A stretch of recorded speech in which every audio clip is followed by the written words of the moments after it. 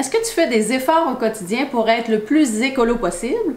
Mais tu vois le temps des fêtes qui approche puis tu te demandes vraiment comment tu vas faire pour respecter tes valeurs. Il y a beaucoup de sollicitations pour être dans la consommation à l'extrême et tu te sens un petit peu mal à l'aise face à ça. Donc c'est parfait, je suis en train de préparer une série de capsules pour rester écolo, même à Noël.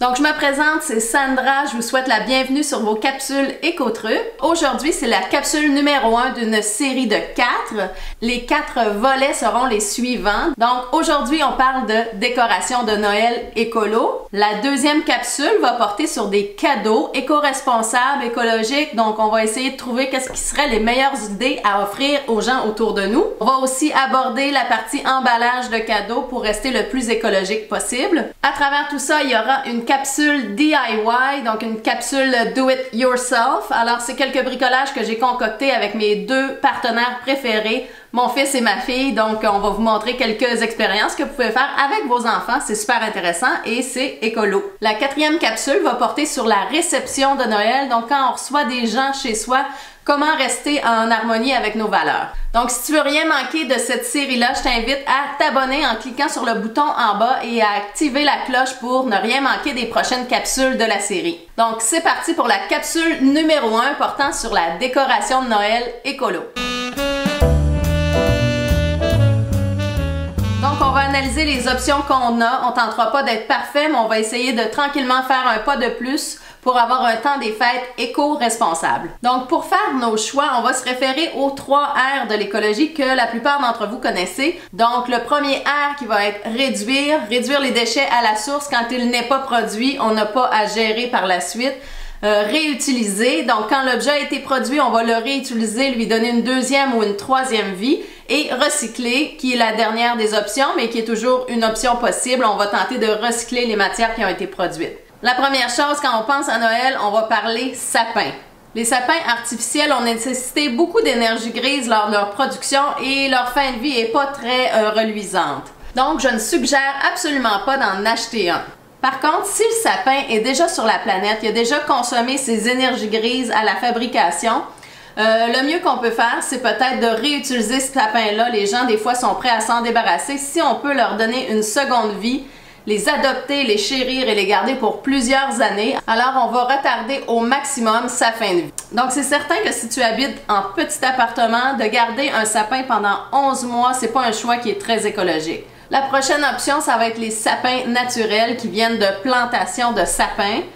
C'est sûr que ces sapins-là ont produit de l'oxygène alors qu'ils étaient en croissance.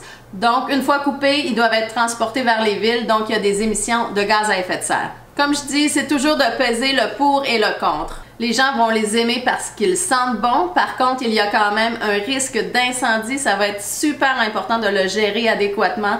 Quand on laisse des lumières, ne pas les laisser trop longtemps et de s'assurer de bien l'arroser. Donc, ce qui va être essentiel, ça va être de s'informer auprès de notre ville pour le recyclage de nos arbres, parce que c'est sûr que les arbres de Noël naturels vont être mis en copeaux de bois, donc vont pouvoir servir dans tous les jardins.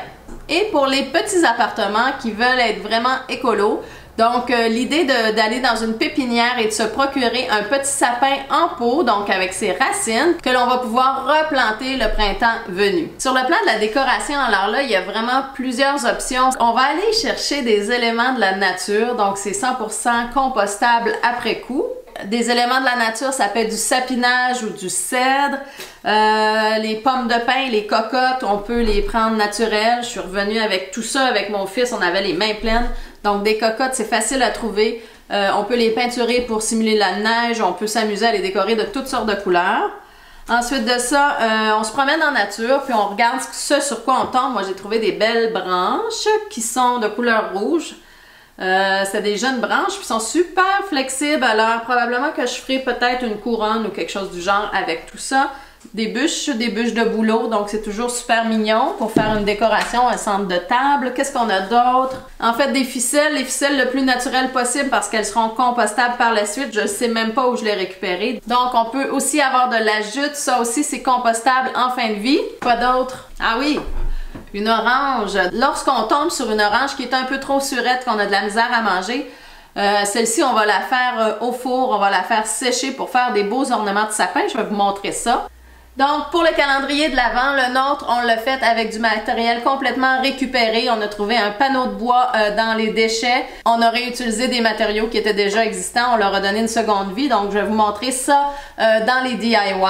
Ensuite, dans la capsule cadeau, je vais vous parler de calendrier de l'Avent super écolo, vraiment intéressant. Donc, je vous montre ça dans la capsule cadeau.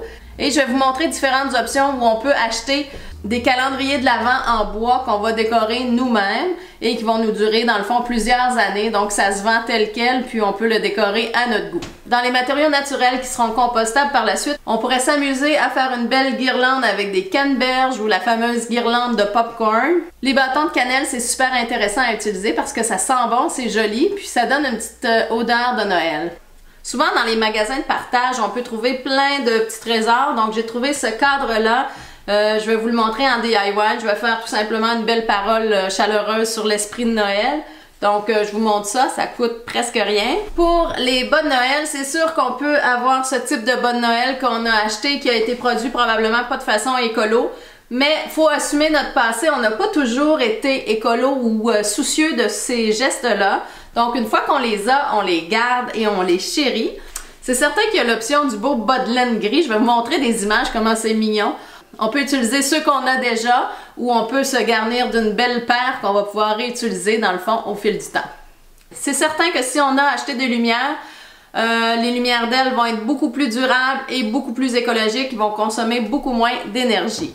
Par contre, si on va dans une boutique de partage, on va souvent trouver des belles lumières de Noël qui sont pas d'ailes, mais qui produisent donc beaucoup de chaleur, qui vont consommer un petit peu plus d'électricité. Si on les utilise à l'intérieur, dans le fond, il n'y a pas vraiment de perte d'énergie parce que la chaleur qu'elles créent va être récupérée dans la maison. Donc, pour s'assurer qu'on étire la fin de vie le plus possible, on peut aller récupérer ces lumières-là dans des centres de partage. Je vais vous montrer certaines idées super intéressantes. Par contre, je vous invite à aller fouiller sur Pinterest, votre meilleur ami pour trouver des idées de décoration avec des objets de la nature. Je vous rappelle que c'est une série de capsules pour un Noël plus écolo. Donc, si vous n'êtes pas encore abonné à la chaîne Écotruc, faites-le maintenant. Pesez sur le petit bouton rouge en bas, s'abonner et activez la cloche afin d'être informé quand il y a une nouvelle capsule qui va sortir. Donc, j'espère que vous avez aimé cette capsule sur la décoration de Noël écolo. Je vous invite à la partager aux gens autour de vous. On sera plusieurs à passer à l'action.